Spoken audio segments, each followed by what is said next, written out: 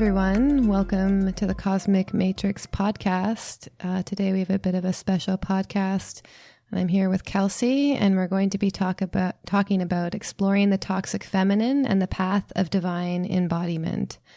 So, this is going to be a big topic in a course that we're going to be offering. It's an online course, an 8-week journey for women. We're going to lead them through their own, basically, feminine shadow, show them how to turn it into this true state of divine embodiment and how that manifests in our lives on a personal level and a collective level, and what we can do to heal that wound. Because I think there's a big conversation around the toxic masculine, and then you have people throw back, oh, what about the toxic feminine?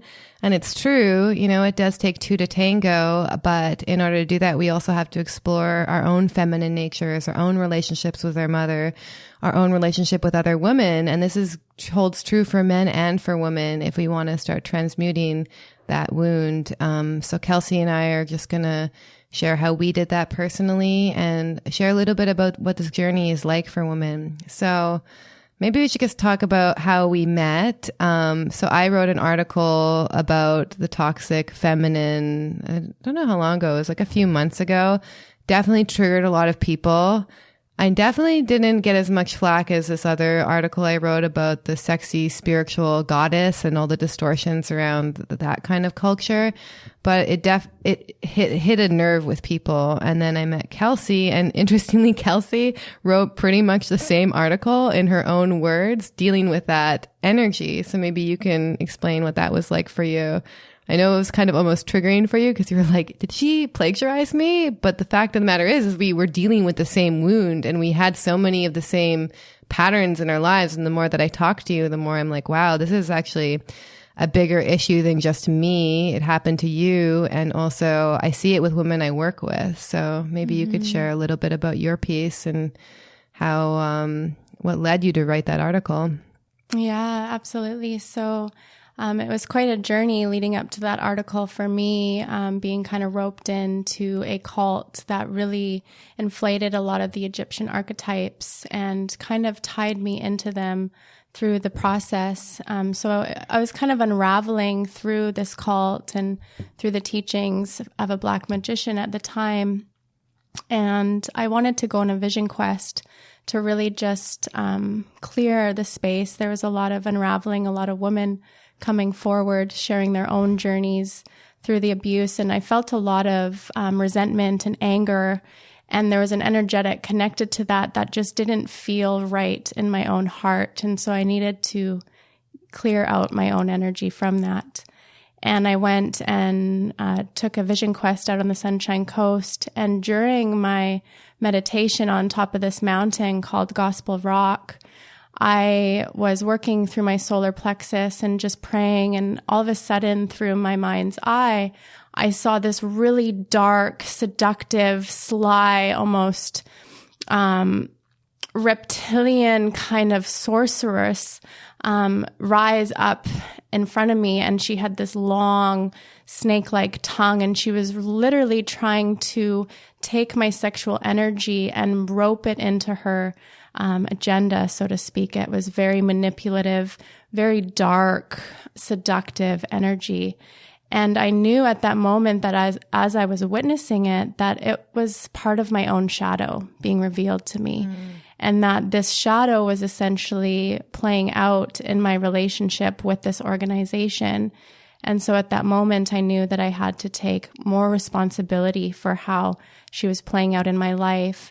And then I started to unravel and look at my entire life as a whole picture and look at the different themes and ways that I fed into this energy. So that was kind of my initiation into recognizing this toxic energy in a bigger way. And so I started to unpack all the things and all the ways that I played into it and essentially wrote that article. Mm-hmm. Yeah, that's interesting because I also dealt with a similar thing. I guess it was 2 years ago now. It was the winter before I met Bernhard, and a succubus. I was having repeated dreams of a succubus, a really dark, it sounds very similar to what you're describing. She was really dark. She was really seductive. and she was feeding off of my life force energy while I slept. And even sometimes when I woke up in the morning, she would be there in the room. Like she literally transferred over from dream space into real life. And then I realized too, because I just went through a stint of going on Tinder and getting back into my own toxic relationship patterns, basically. She was also a manifestation of the parts of myself in my own past that I had yet to heal and had yet to look at. And I was trying to just push it away. It was like all love and light in my new age phase. I was very ungrounded, but I wasn't willing to look at these major traumas, and they were basically running the show. And essentially, through my own wounding, they were also hijacking my own journey. Like I was still getting off on selling my image, posting tons of selfies. I was feeding off of that attention. I still had that energy in me, and it was keeping me from being in a place of integrity as well.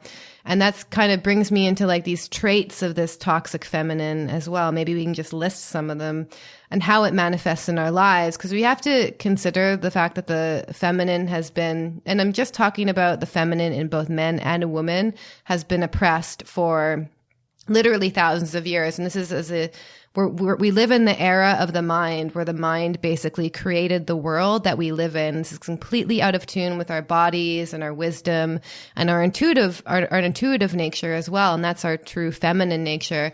And so, we have this idea of the feminine, which is based off of this oppression as well. Like, how can we use the feminine to serve this deeper, basically reptilian agenda, essentially? So I feel like the feminine, hasn't been empowered for so long that we've basically lost what that means. So maybe you can describe a little bit about what the toxic feminine is and what the divine feminine is. Mm-hmm. Yeah. So first thing that comes to mind is the toxic feminine. She's always looking out for herself. It's essentially a service to self, very narcissistic, qualities around, taking selfies, that whole agenda of, placing herself on a pedestal so that others can look up to. She's very much connected to lustful energies, provoking lust in her relationships, really feeding off attention, and she'll manipulate in many ways to gain that attention for herself. The divine feminine will not be searching to feed herself in that way. It'll be about serving the whole and the entire collective and union together, not just for herself. Yeah, and the feminine too is the divine feminine is a source unto herself. She's a light unto herself. She doesn't need the approval or worship of others in order to gain her power. It's about power because she's connected to source, because she's connected to the divine, not power over other people. And I think that's the whole point. As you see in popular culture, women are taught to basically compete against each other. It's a weird programming, because they're competing basically for attention from men, essentially, and they're competing against each other and taking each other down. That's one way that the matrix programming likes to keep women separate so that they're less powerful. It's like if you have just single individuals, and especially if they have self-worth issues, and especially if they're not connected to their own true power and true energetic center, especially in their lower Dantian, in their womb, their creative power, then that's so easy to control them. And especially if you get people out of body, which we want to get into, is the really end game is to get people so disconnected from their bodies, so out of body, then give opportunities for man to completely merge with machine and become AI. And I'm sure the listeners of this podcast doesn't sound too out there for people, but the average matrix conditioned person, they've normalized it. They wear their Apple Watch everywhere. They have their smart grid around them. They're being so infected by EMFs and letting all the electronics around them make decisions for them. They're going to happily sign up for this because it's a long range plan. And this also begins with being disconnected from our bodies. And the main way to get someone disconnected from their body, I've found in my own experience and working with people, is to traumatize them. And that's what's happened to a lot of women. I think maybe we can touch on this. I wasn't, I mean, it kind of makes sense in retrospect, but with my own history of having sexual abuse, issues around abuse of power, you know, I had to unpack that, basically on a, 1,000-year level and look at like how I may have abused my own power in past lifetimes, which is obviously something that's hard to say to someone who's had sexual abuse. You don't want to take the spiritual pill and be like, oh, it's your karma or whatever. But being able to look at it from this bigger picture perspective is because if you really want to believe that there's more to life than this single lifetime that we're in, then we also have to look at this bigger picture perspective and also honor our own free will and look at maybe at some point, years ago, we agreed to this playing out as well. And this is also, we've kind of through our own traumas created this programming that we're a part of culturally. Like women are basically fed really, or children rather, we've through this princess programming, her high school, early teen experiences where you kind of create this group of like popular girls and they're all like, and they're cruel to each other. They're manipulative and they're cruel and they're Machiavellian and they're looking to take each other down. It's all about being like the hottest girl, and that's, and this is what's normalized. Like, it's not a mystery. Like, you look at any high school movie and this is what's being fed to us through the Matrix. And this is like how just girls are. Like, girls are bitchy. They're manipulative. They're meant to compete with each other. They're shallow, like they you need to save them, or they take on this dark queen archetype as well. So maybe we can touch on these kind of archetypes. Like, I know the dark queen, that's one I've heard that before, but maybe you can describe that a little bit, because that's an interesting one that kind of ends up manifesting more in adulthood.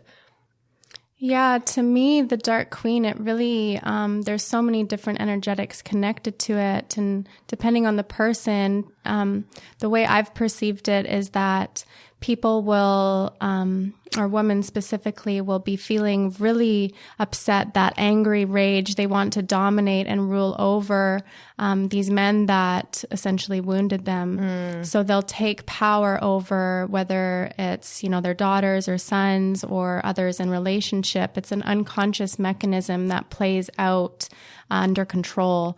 And so the dark queen wants control over everything. She wants control over how her relationships are going to play out. And she'll manipulate based on everything it takes to get that control. Yeah. And so essentially when the dark queen is playing out, it's coming from a place of anger, I've found, and holding a place of resentment. And so ultimately it's how can we, as dark queens, when we embody that essence, release the anger in a healthy way? Yeah. And that's the missing piece, is like, especially as women, we're taught to like be nice all the time and like be sweet. And if you don't have anything nice to say, don't say anything at all. It's like a popular thing they program us with. But anger like is such an important healing bomb, because underneath our anger is our pain. So we can't access our pain unless we're actually willing to feel the anger as well. And if you're looking at planet Earth right now and all the natural disasters that are going to be popping up, like planet Earth is also expression of the feminine, and she's angry right now. And, it's not about, and it's not about using that anger to seek revenge over anyone, like the toxic feminism you see. Like, I know for myself, like I was raised by a self-claimed feminist, and I saw her own wounds against my own father, driving her feminism basically. So it's almost like, I think we're working towards this healthier expression and more balanced expression of the feminine, but it's so distorted right now. And if you look at this feminism, it's supposed to be about women's empowerment. And I'm not saying that it all isn't about women's empowerment, but a lot of it comes from what you just described, the dark queen, like seeking to revenge, seeking to control, seeking to take down the patriarchy, not realizing that our own masculine and feminine natures need to be working harmoniously into creating that inner union and inner balance. So this programming starts like so young, and it starts like, even when we're like, it's really disturbing how normalized it's gotten, like Disney and its ties to pedophilia, you know, their whole MK Ultra mind programming, not only with the people who are Disney stars, but all of those Disney stars basically become agents for this agenda as well. Mm-hmm. And, you know, there's a bigger thing going on by the people who run the entertainment industry behind the scenes, where they're basically normalizing what is like an extremely pathological way of treating women and children. Like that's a really big piece in this. And I know for myself, like I've even reached a deeper level of healing, I guess you could say, in a way, with this whole Jeffrey Epstein thing coming out. And I'm sure people who haven't heard about that, who are listening, he's basically, you know, he's a famous pedophile, essentially. But he's involved with the Clintons, and he's involved with these whole pedophilia rings of all these people in power. And so he's in the news right now, but it's almost like, if he's in the news and getting exposed, then he did something to piss someone off, because that doesn't happen to you as a billionaire and with the kind of stuff that he's involved in. But I also heard something interesting the other day on a video of somebody giving their perspective that the reason that he's in the news too is because the more that you can get pedophilia in the news and normalize this word and get people talking about it, the more it actually also feeds into this grid and energy, because people don't have the capacity to work with that kind of energy until they face it themselves. So most people are just going to get into trauma and fear from hearing about that. I know for myself, I was quite triggered. So there's a bigger kind of sexual programming in the media that's happening too. And it leads into this basically ritualistic abuse. So maybe we can touch on that, because that's a big topic, because, you know, for myself, what I can just maybe share a little bit, like I had, like a lifetime of basically sexual abuse, like covert and overt and obvious. And some of these people were very powerful people in the music industry. And in one of the ways I engaged with, I basically was forced to engage with him, was through almost like a holographic, it was almost like a repeat of a ritual that happened in a previous lifetime. Like I was basically sacrificed, but through my friend group, to this man in a position of power. And it traumatized me. It stole my creative life force energy. And after that, I couldn't write, you know, after that, I couldn't really just be myself anymore. And so this ritualistic abuse is happening in more covert ways. So maybe we're not going to be around a pentagram and like calling to Satan, but it will happen through the situations we get ourselves in. So maybe you could touch about, I know you have some experiences with that, and then we could talk about how this ritualistic abuse is nothing new. It just happens in more covert ways, and this has been going on for basically thousands of years. Absolutely. When I was young, it was really fascinating, because a part of kind of my awakening into playing out these manipulative agendas was through my dream time. I was seeded these dreams of my father and I actually being lovers. And it's been reoccurring, ongoing since I was 6 years old.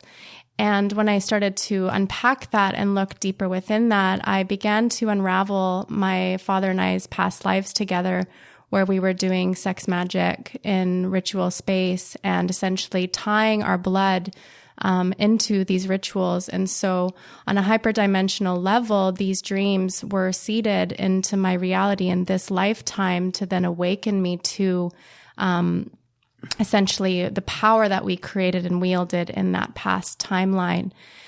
So that was something that was seeded, and that's kind of the birth of where I began to understand how to manipulate men by wearing, more seductive outfits and playing a facade of beauty, or really using, makeup at a very young age, 12 years old, to make myself look and feel more appreciated and approved, and just to play that up. But unpacking my experience with these black magicians as well, and my past unfolding in that cult, there was also a lot of ritual abuse stemming back into remembrance of my timelines in Egypt, working in the temples, and again, essentially feeding the priest the sexual energy or the emotional energy, and using that essence to take over other people or other consciousness.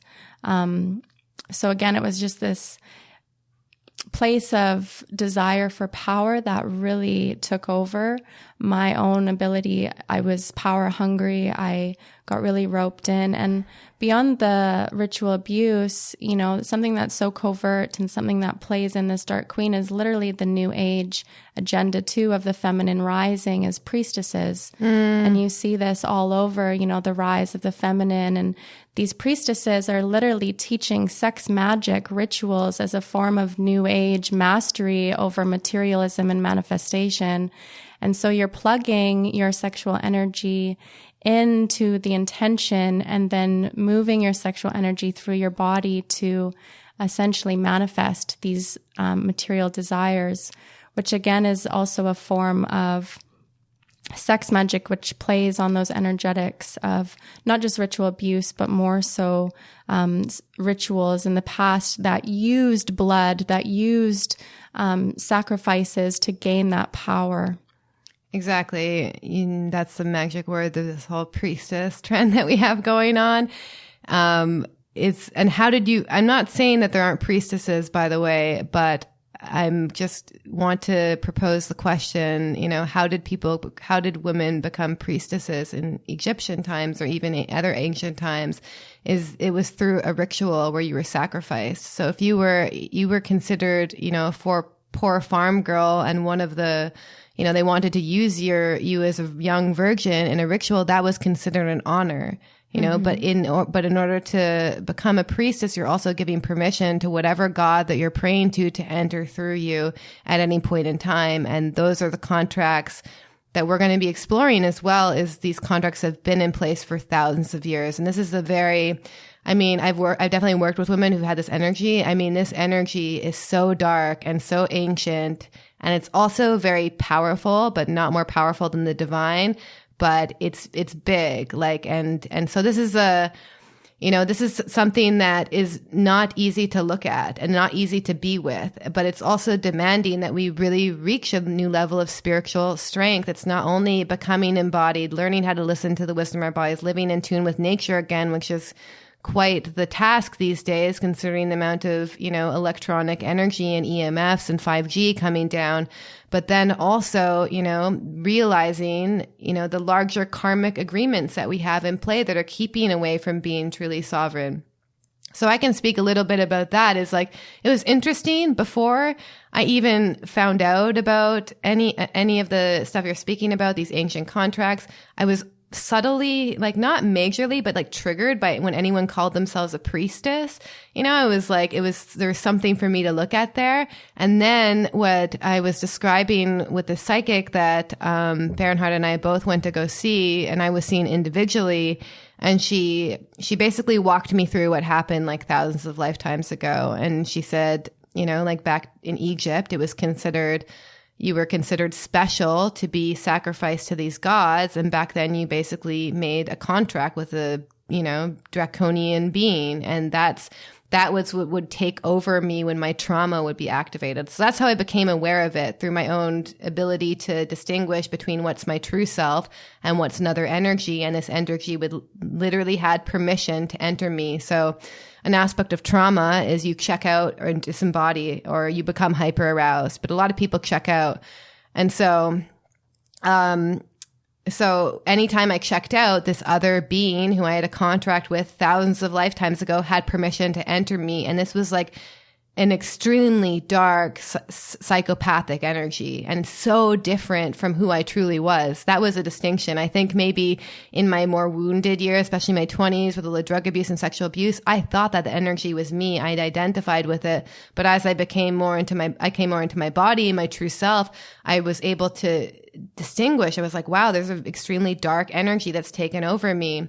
And so at some point, I basically gave that energy permission to enter me. And so I had to work with that. And so going along that timeline, you know, a lot of women who've made these contracts thousands of years ago have also become master witches. Like, I know for myself, like, as soon as I was like practicing magic, like getting in my new age phase, I was like, wow, this is really working.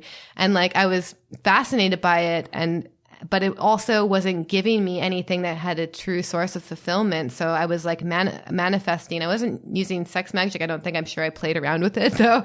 But I was becoming aware of my spiritual power, but I was also using it in service to myself. And I think that's the kind of trend you see now.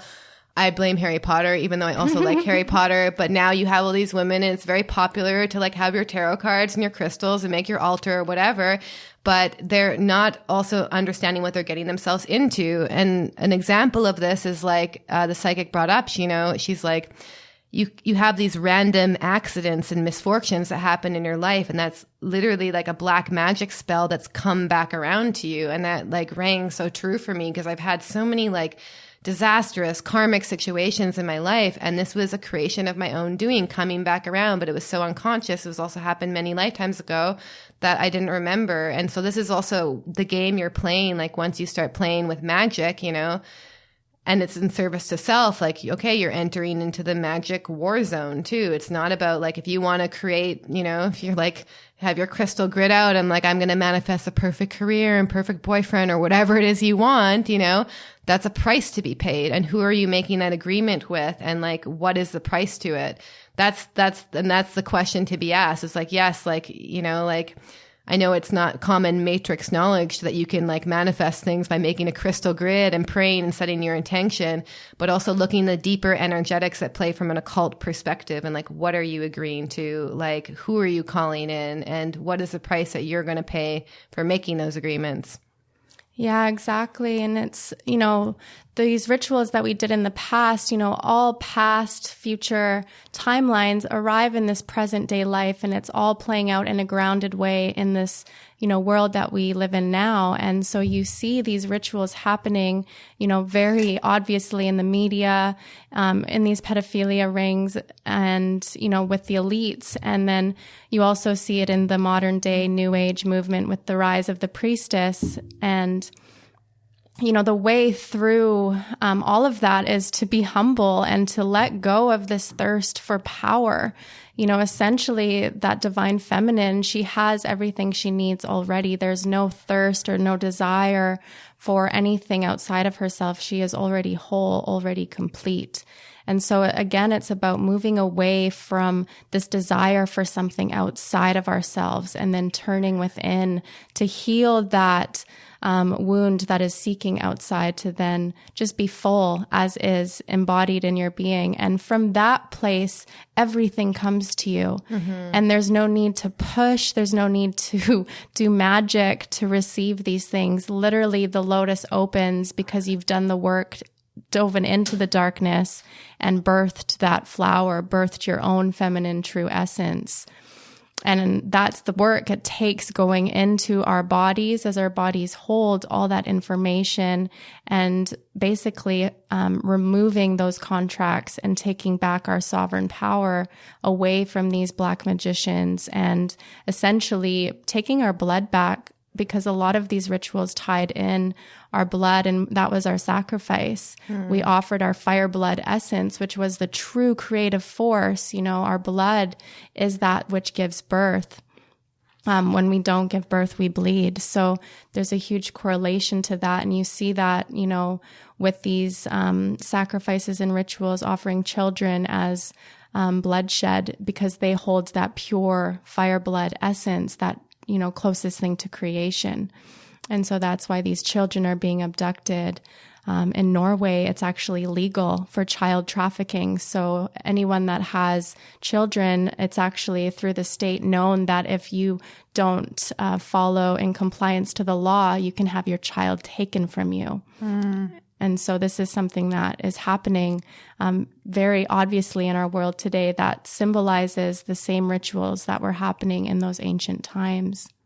Exactly. And it's almost like it's become more covert. Like it's not like we're going to a temple and praying to Isis and well, I mean, they do sacrifice children still, but it's not like it's so obvious in these days. It's happening in more covert ways. And it's also happening through our own unconscious and through the patterns that play out in our lives. So, and that's also how, I feel the toxic feminine has become, she's very, what's the word I'm looking for?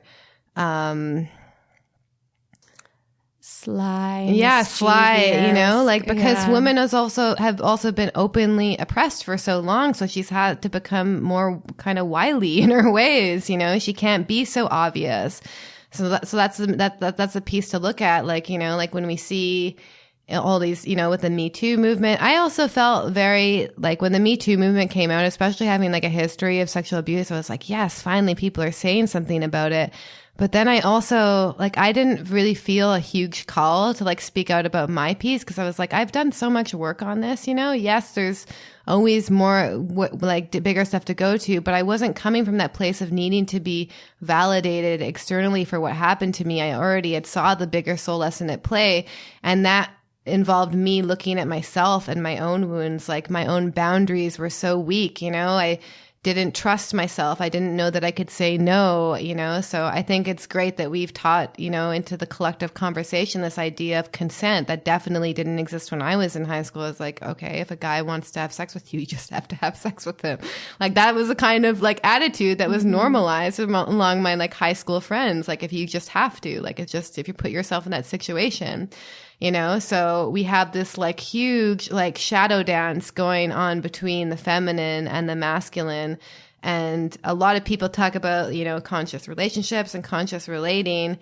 But I feel personally, if we want to really transmute these energies within ourselves, we have to look at something that's been like 1,000-year dance going on between us. And like, what is it, you know, what is it in any person who's experienced sexual abuse? You know, yes, that's a terrible trauma, you know, to go through, but what is it in you that energetically aligned with that situation as well? And that's a big question that triggers a lot of like new age people or just any social justice people, because it's asking you to also take responsibility for your part. And it's not about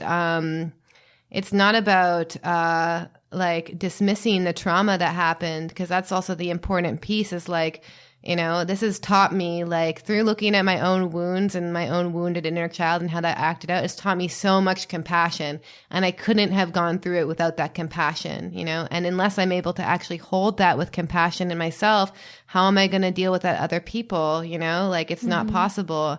And that's been the journey to go on, is like we've been, you know, I feel that the true template of who we are as humans has been hijacked for thousands of years. Like that's how deep this goes. But I also believe that we're in this period of like deep awakening, and it's also an accelerated awakening. So all this stuff is going to come up at once. And from these places of like the deepest wounds are actually where we birth our deepest powers. And you know, our creative energy, our sexual centers, that's actually where the portal to the infinite. So of course that's going to get hijacked. So maybe you can also share a little bit about that too, because I'm interested, you know, like your own like womb work and how that's such a missing important piece in doing this work. And womb work also, yes, we're referring to work done with women, but this also is an energy center that exists in men. I just want to state that it's called your hara, and it's also a very important space, like a couple inches below your lower belly button. That's your, basically it's like your creative center. Mm-hmm. Yeah, so our wombs are exactly that, are the creative portal to all existence. So every single thing that has happened in the history of man has been recorded and is held within our womb space as it's connected to the galactic center, and all the information that is available as a woman, we can access that. And so when we build this relationship to our wombs, it becomes our internal oracle, or our crystal ball, or our inner guru. And our womb has a voice, and she will guide us into these memories and can awaken and open up these tapestries of things that have been woven throughout time. And so when we can harness the voice and the power of our womb and use it in service to all humanity, we are offered these opportunities to see more.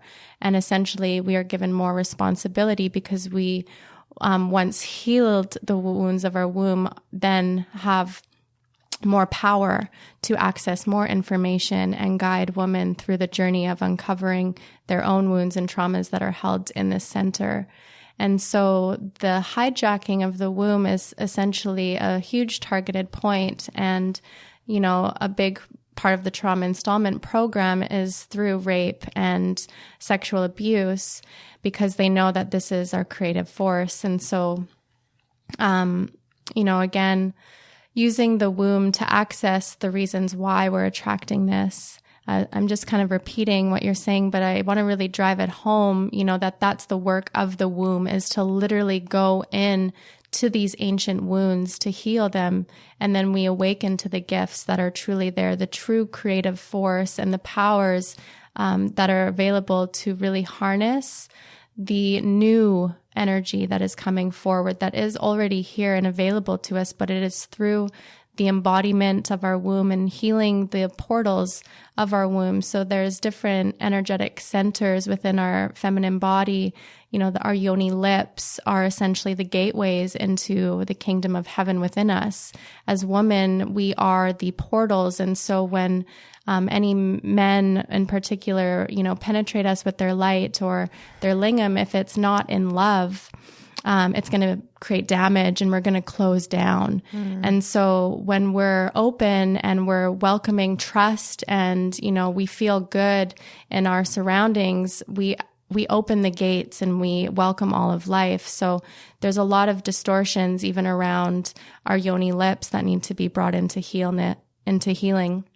And then you journey forward, deeper into the womb, and the cervix, for example, is like the major gateway. And when we're working in the womb, this is where a lot of these really dark shadows are held, because it's through those shadows that we can then receive our initiations and evolve beyond into more layers and more layers. So, my experience with following the womb work led me into meeting this Black magician, which was my initiation into understanding how I had created these contracts and, formed this powerful legacy in the past that I had to then unravel and face my wounds and my dark side that essentially gave birth to this new vibration that I carry now. And so when we do that deeper womb work, we're essentially led through those portals or gateways within us that then take us on a journey, which everything that is happening within us is also reflected on the outside. So that's the kind of journey of embodiment, ultimately, is healing what is within and then seeing that reflected on the outside world. And I remember reading that, because you and I it's interesting. It'll be interesting to compile all of our tools together, because we've gone through our own healing journeys. We definitely take from different modalities. So for sure, this is going to be a very diverse program, because I come from I studied Tibetan Buddhism. I also got really into Kundalini yoga, which by the way has its own distortions as well. But I kind of combine all these different tools, and you came from this really deep womb space. And I remember you saying something really profound. It's like the gateway to the yoni lips is trust, or what was the thing to open it? Yeah, trust. Trust. Exactly. Yeah. And I've worked with, so many women who just don't trust themselves, basically.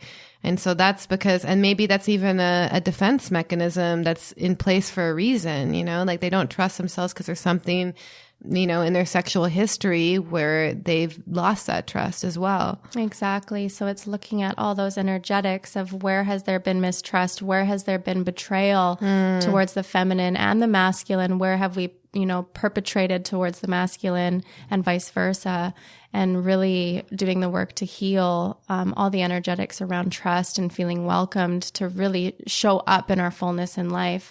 If we can't trust ourselves, then there's some wounds there that need to be dealt with to really ground what we're here to do on this planet. Yeah. And so how, in the womb work, how do women first, maybe just talk about that first gateway? How do they develop trust in themselves again? Or what did you use and what worked for you? So essentially, building that relationship with my yoni and looking at past experiences that went away from that trust. So any experiences that I had with men where they, force themselves inside me, I had to really go back and look at that and feel the pain that I didn't allow myself to feel. And essentially that's the work. We have to feel the pain and this armor that we've put on before we can really sink into the truth. And so just communicating with my yoni lips, letting the sun touch them, doing mirror gazing, just really meeting that part of my own body, because then it began to spoke to me and reveal more memories. Our bodies are like holograms or holographic mirrors, so to speak, and they hold all the information. So when we're in communion with our organs, they can actually speak to us and reveal the memories or reveal what they're holding. And so that was kind of one aspect of the work that I did. And this is something that we're going to go into more depth with in the course, because there's so many different ways and there's so many practices and ways that we can commune with our bodies that I'm really looking forward to share. Yeah, and that's the key word, is like developing this relationship with our bodies and every aspect of our bodies and not cutting ourselves off. And if you if you open your eyes and you look at the world around us, we live in this culture of disembodiment. It's like, and with more and more technology coming down, these smart grids, it's like, it's not about listening to like the wisdom of your body anymore. It's like about listening to your phone or listening to Siri or whatever. You're just allowing basically the electronics to do your work for you. I know even for myself, like I travel a lot and I can't go anywhere without Google Maps now. So I also have to look at the ways that I've lost my own, sense of space and time because of this reliance and over-reliance on technology. And even the way that we so much of us are tuned out from our own intuitive wisdom, which is what also, I'm not sure if the womb is connected with the gut or the intuition, but I feel like it's both, like it's like a source of our gut and our intuition, because if our womb is distorted, if we have other energies, especially that aren't in service to us, like leeching off of that space, then of course we're not going to trust ourselves, because, our center of our gut and our intuition is not in alignment, Exactly. And it's muddied by all these other energies and interferences. So when we're clear and we can start to peel back and kind of remove these interferences, then we can see clearer, and then our crystal ball becomes easier to access in that sense. And we can literally tune into our bodies and say, which way am I meant to go? And then it'll guide us to exactly the place we need. All the answers are within us. So it's waking up our inner intuition through the power of connected embodiment. Mm-hmm. And I just wanted to touch on too another big issue. I know this is trademarked, the mother wound, straight TM after that. So this is a really important aspect of doing this women's work. I know for myself, I actually just came across this year and I was like blown away, and I'm still processing it now. Because I think for many women who've had like past experience of sexual abuse, it's very easy to like obviously hate on the person who was responsible for those experiences. Maybe it was linked to your relationship with your father or an early sexual experience or whatever. So once you start doing self-work, you're going to see a larger pattern at play in the toxic relationships in your lives if you're in a relationship with men. But the like elephant in the room, I think, is also looking at your mother and her patterns and ways of relating, and how you pick those up unconsciously from your own mother and just through her own influence. Like, you are a part of your mother until you get born into this world. So you like exchanged fluids with her in a deep way. And so, many of us have to do this deeper work at our relationship with our mothers. And it's almost a taboo to question the mother at all. Like, your mother sacrificed so much for you. She did so much for you. How could you even say anything about her? And that's also preventing us from looking at how this feminine has been hijacked and distorted. Because basically, when we grow up, our parents are gods to us. So our mom is like really in the position of the ultimate god, because she's usually the one for most people. I'm not saying all, but like who we rely on for like life to show us who we are.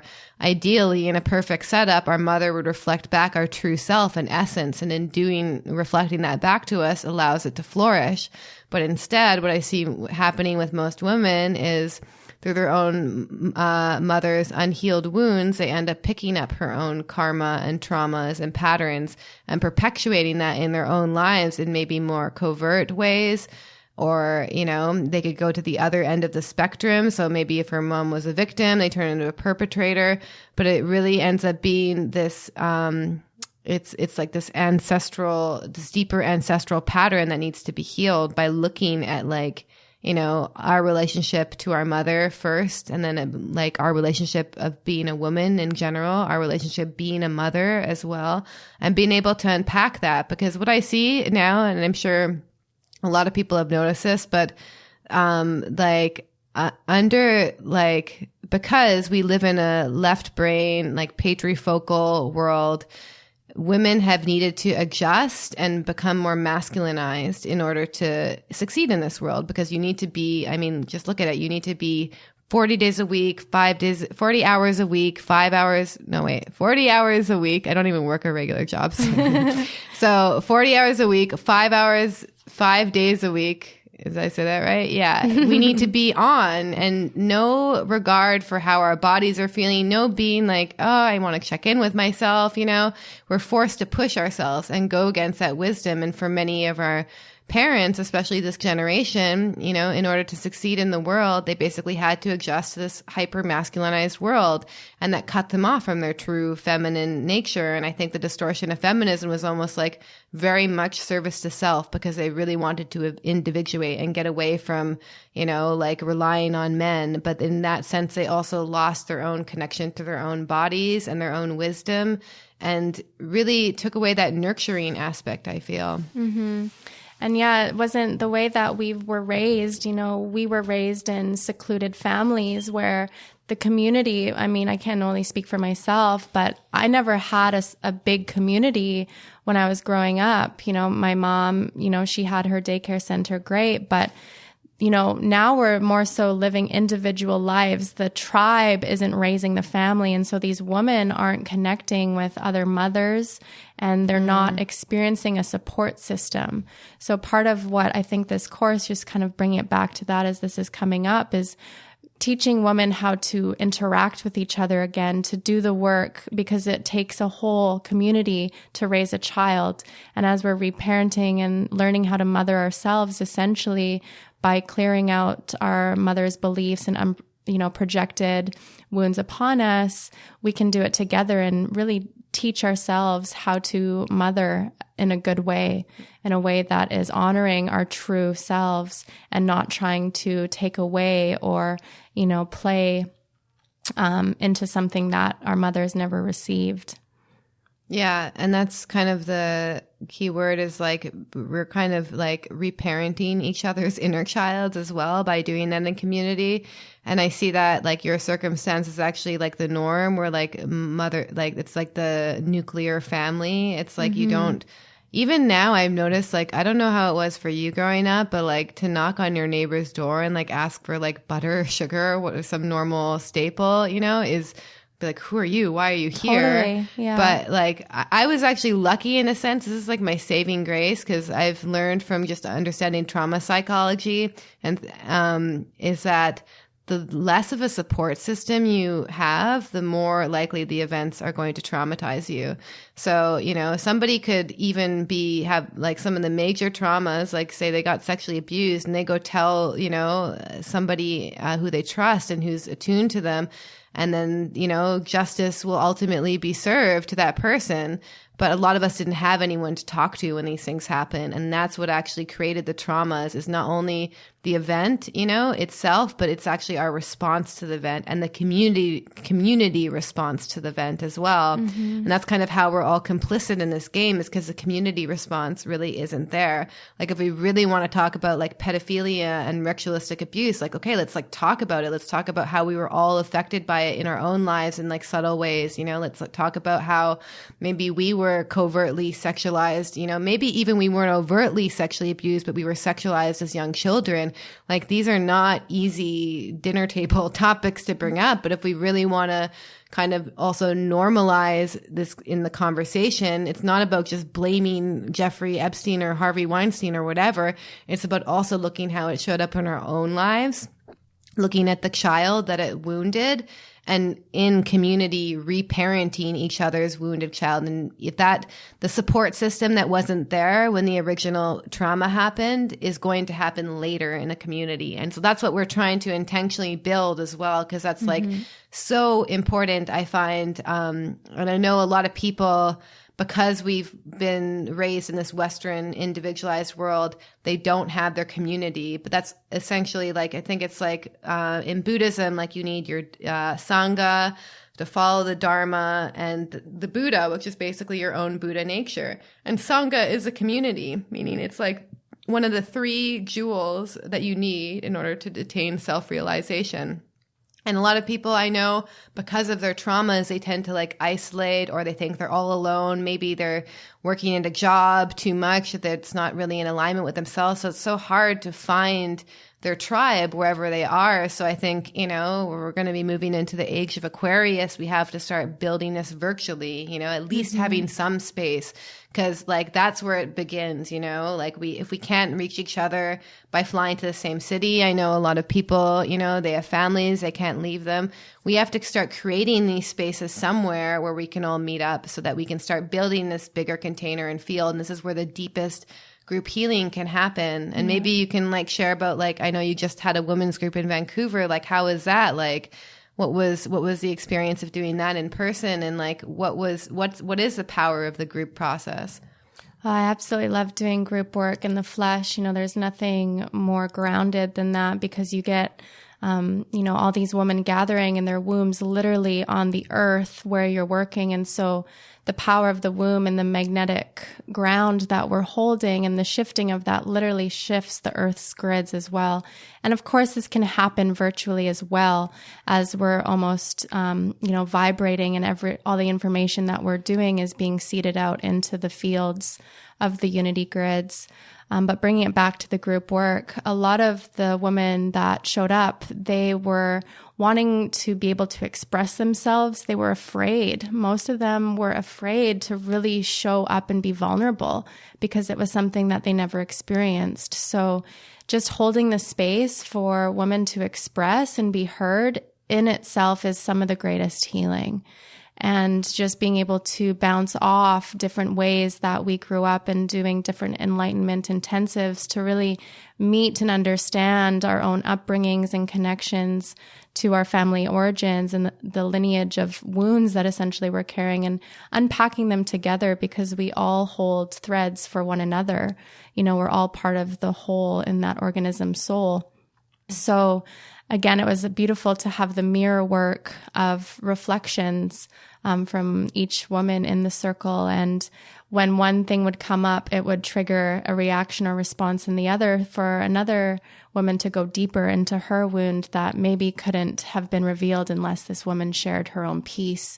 And so it's really just about bringing us together to do the work. It's so simple, and all we have to do is listen and be vulnerable and show up. Exactly. We're encouraging each other to be authentic by being demonstrators of that authenticity as well. And we're also normalizing that kind of conversation. So we're definitely going to go deeper in the second hour. So we're going to talk about really more personal experiences that maybe we couldn't share on the first hour. We also want to talk about how this really leads into like this, what I like to call the trauma installment program, and how it relates to these past lives of occult rituals and sex magic in ancient Egypt and the priestess initiation. But the crazy thing is like these alien quote unquote gods thousands of years ago, they're actually the cause of this end game, this transhumanism end game that we're seeing now. So this all links together. And for some people, this may sound like out of a sci-fi movie, but I hope if you're listening to this podcast, you're kind of understand what I'm talking about. And so this is this ancient distortion of our womb wisdom and creative power. And also what we're trying to do is we're trying to birth a new feminine. So this is going to be a feminine we definitely haven't seen before, because we also live in whole new times of spiritual awakening. So if you are a woman and you'd like to sign up, we're going to leave the link to the course in the show notes. I'm also going to have it up on the menu bar of my website at lauramatsue.com.